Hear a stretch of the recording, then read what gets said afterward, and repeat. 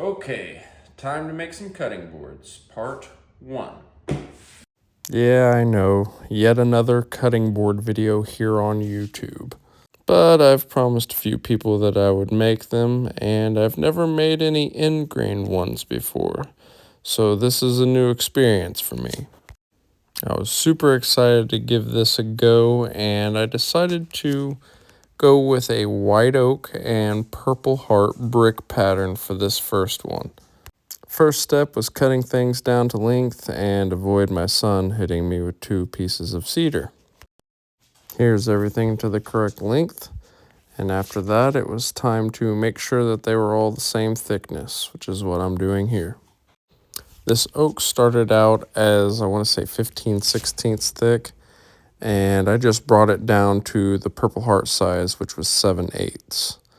And then once that was done, it was time to establish a straight edge on all this white oak. Once I had a nice square edge, it was time to bring everything over to the table saw to then cut it down to correct widths. I think I did the oak at 1.5 inches, and then the purple heart I'm making into 1/4 inch strips. So far, this is what I've got. This first bit of purple heart that I cut into strips was actually an old offcut from a project years ago.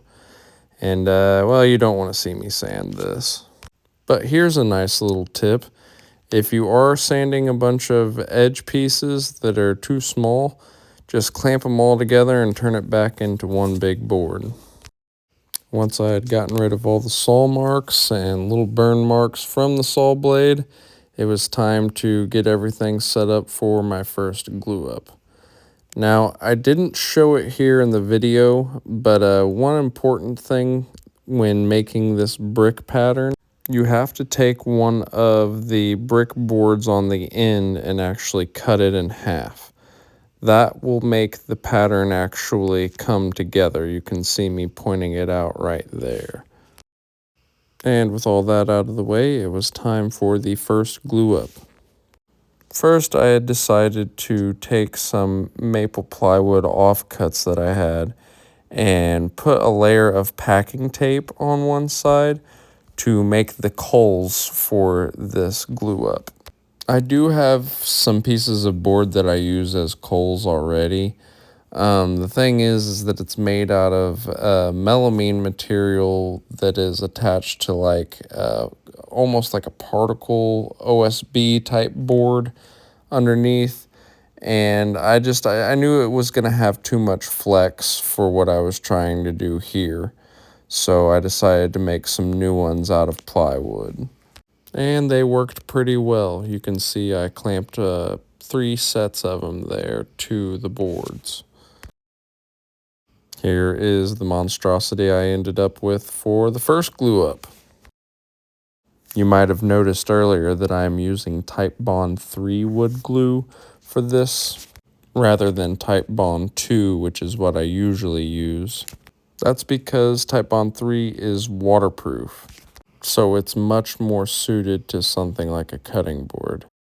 Now that I've finally gotten all the clamps out of the way, it was time to scrape off majority of the glue there and pray that one of these face grain sides were flat, which they were not. So normally I would then send this through the lunchbox planer, but this is a total width of 14 inches, which is too big. And I don't have a drum sander, so I had to rely on this belt sander there to get these sides as coplanar as I possibly could. Now, I know hand planing was definitely an option, but I really need to sharpen all of my irons, and I need a new sharpening stone first, so this is what I went with. And with everything as flat as it could be, it was time to clean up the edges there on the crosscut sled. Here's what I ended up with. And once that was done, it was time to go back to the crosscut sled and cut these down to what will be the end grain thickness of the board. So I decided to do 1.5 inches here. This gave me plenty of room to make some planer passes to clean everything up. Now you can start to see the brick pattern coming together. And I won't lie here, I think my math was a little off because this board did not end up as wide as I thought it was going to be. But you have to also keep in mind that there's going to be more of this purple heart as the mortar pieces going in. This, of course, adds a little bit more to the overall width of the cutting board. Now, I didn't have any more scrap pieces of purple heart left over, so I had to go get this 1/4-inch piece, cut it down, and then glue it up. Now, gluing up pieces this thin can be a little tricky, but this is a method I've used before and it works like a charm. You just tape up one side and then flip it over and bend the boards to where you can get the glue in the seams, and then tape the other side and lightly put pressure on it with some coals and clamps. Once everything was dry, it was time to get it out of the clamps and get rid of the glue squeeze out that came out there on those seams. And the only way to do that, yeah, you guessed it, more sanding. And yeah, I know, no one wants to watch that. Not the flattest piece of wood there, but this is going in as the mortar pieces, and it's only a 1/4-inch thick. So I'm hoping that the oak will persuade it to straighten out. And this is just the same process as earlier. I'm cutting it down into 1.5-inch strips. So now you can really see what will eventually be the end pattern and end result of this cutting board. My strips were just a little bit too long though, and in order to keep the pattern straight, well, I've got it messed up there, but in order to keep the pattern straight and uniform, not only do I have to clamp up the sides with glue on them, but I need to clamp up the perpendicular sides in order to keep the pattern straight, which is why I cut those purple heart strips down to the exact length as the rest of the boards. I didn't take any other shots of it, but this was probably the biggest monstrosity of a glue up that I've done in a while. Once everything was dry and I got the board out of clamps, it was time to scrape off all the excess glue I could. And here's where I actually got pretty lucky. As you can see here, this side is pretty wobbly and not flat, but I flipped it over and looky there. It is ready to get sent through a planer after this next step. Now I know what some of you are thinking.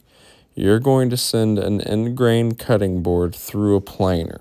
Yes, I am, but not without some sacrificial boards. So what you see me doing there is squaring up the ends of the cutting board, and then I'm taking just some construction lumber and cutting it down to the exact width of the cutting board and gluing it to those ends. Now, unless you want your cutting board to explode with tear out, this is mandatory. Those two boards there are going to ensure that I get no tear out from the planer passes. That's not to say that it still can't happen, as you can see by that look on my face. I was still pretty nervous about this, but I was able to get both sides co-planar and not a single bit of tear out occurred. There's Exhibit A right there, and Exhibit B. I was super stoked to have it turn out so well, so then I was ready to get those sacrificial boards off the end to really get a look at the cutting board that I was making. And you see I make quite a few passes here, but I'm just barely taking off the end boards and the glue. I don't want to take away from the overall length of the cutting board here. And just like that, we have a fancy piece of wood. Here, I just wanted to double check and make sure that we had a flat cutting board on both sides, and it checked out. Now in the past, to make the juice groove for cutting boards, I just used a fence that attaches to the router. But every time I've done that, it has led to inconsistencies with the starting and stop points of the actual juice groove in the corners. So here I've made a little router plate for the router that is an exact square, and I'm marking the center lines on it, and I'm going to make a fence that goes all the way around the cutting board. All I'm doing here is lining up the center lines on the router plate to the actual cutting board where I want the juice groove. And then wherever the edge of the router plate lands is where the fence needs to be. After that, I just attached some spacers to the plywood I was using as a fence, and then ratchet strapped everything together, as you can see here. Just to add a little bit more stability, I decided to clamp down the corners there to my actual workbench, and this is what I ended up with. I must say I was a little nervous going into this. I was scared that this wasn't actually going to work, but man, it worked like gangbusters. It was far better than using a fence on the actual router. And I know they make adjustable jigs like these that you can buy, but in a pinch, this worked wonderfully. As you can see here, it turned out great. Well, aside from that little line there, the juice groove line was straight, but I think maybe something happened in the glue up that made that purple heart not quite a straight line. That's definitely something I'm going to keep an eye on next time I make one of these. From there, it was time to put in the little finger grooves on the side so you have something to grab onto. And the temporary fence worked very well for the juice groove, so I figured why not do it here as well. As you can see, I just used part of that temporary fence to make the straight line on the finger groove, and then added 2 pieces of 1/4-inch plywood double-sided tape down to the miter station there as a start and stop. Now we're going from what looks like a cool piece of wood to an actual cutting board. The juice grooves are looking good and the finger grooves are working good. So now I wanted to add a little bit of a profile to the entire cutting board. On the top there, I just added a little round over. Got a bit of tear out, but it wasn't anything that the sander couldn't take care of. For the bottom, I wanted to do a chamfer, and to achieve this, I went ahead and just set the table saw at a 45-degree angle, cut 2 sides of the bottoms off, and then inched up on the other 2 sides just to make sure that it all lined up accordingly. With all the grooves and profiling done, all that was left was the final sanding process. And boy, was it a doozy. That juice groove was not fun to sand. I ended up using a pencil inside a piece of sandpaper to get it done. But the results speak for themselves, as you can see. And now it was time for everyone's favorite part, and that is to put some finish on this bad boy. Even though you could basically drink this finish, which I would not recommend, I still wanted to lay out some paper just so I wasn't making a mess of things. And I decided to go with walrus oil, cutting board oil. It's made with real bits of walrus, so you know it's good. I apologize, that was a terrible joke. This finish is not made with any part of a walrus. It's all natural.